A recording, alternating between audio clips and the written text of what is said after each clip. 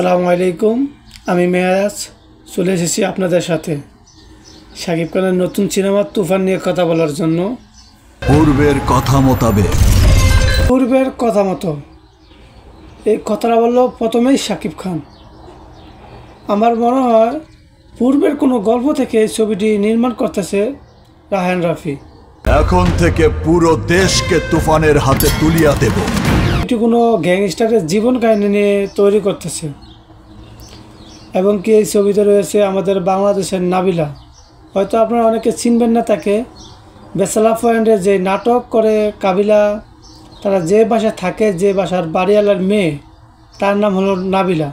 সে রয়েছে আমাদের এই সিনেমাতে। যা চাইবে পাইবে। সত্যি বলতে কি ভাই, এই ট্রেলারের প্রথমে যে ডায়লগটা দিয়েছে শাকিব খান একদম অস্থির ছিল। যা করিতে চাইবে করিবে। একটা কথা তো বলতেই ভুলে গেলাম, এই ছবিতে আরও রয়েছে মিশা সওদাগর ও চঞ্চল চৌধুরী। তাহাকে কোনো কিছুতেই বাধা দেয়ার এখতিয়ার কেউ রাখিতে পারিবে না। এই সিনেমার কস্টিউম ডিজাইনারকে অসংখ্য ধন্যবাদ শাকিব খানের এত সুন্দর লুক বানানোর জন্য। আমার মনে হয় 20 ছবিতেও আমরা এত সুন্দর শাকিব খানকে দেখিনি।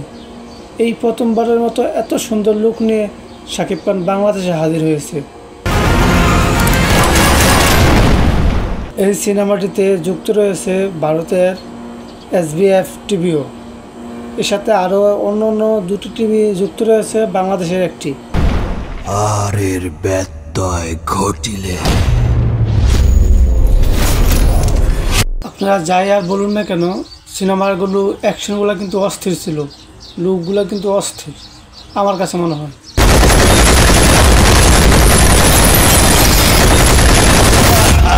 ছবিটির লুক এবং কি ডিজাইনার অসংখ্য সুন্দর হয়েছে এবং কি ট্রেলারটা অনেক অসংখ্য সুন্দর হয়েছে।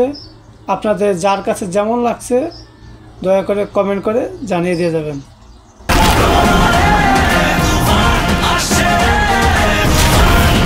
সিনেমাটি হলে গিয়ে দেখতে কিন্তু ভুলবেন না আপনারা।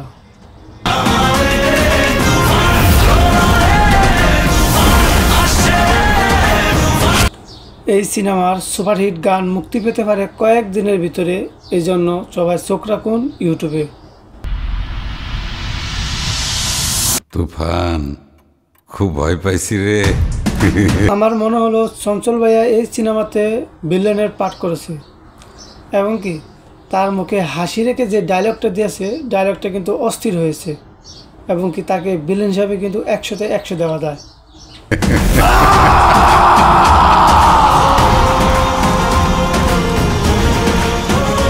আমাদের মেগা স্টার শাকিব খানের এই সিনেমাটি সবাই যোগে দেখবেন সিনেমা হলে পবিত্র ঈদে।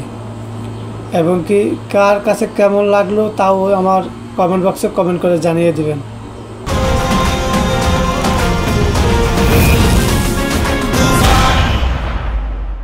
ভিডিওটি বেশি লম্বা করব না, ছবির ট্রেলার আমি এখানেই শেষ করে দিচ্ছি এবং কি আপনারা যাদের ভালো লেগেছে তারা সবাই আমাকে সাবস্ক্রাইব করবেন, কমেন্ট করবেন এবং কি লাইক করবেন, শেয়ার করবেন।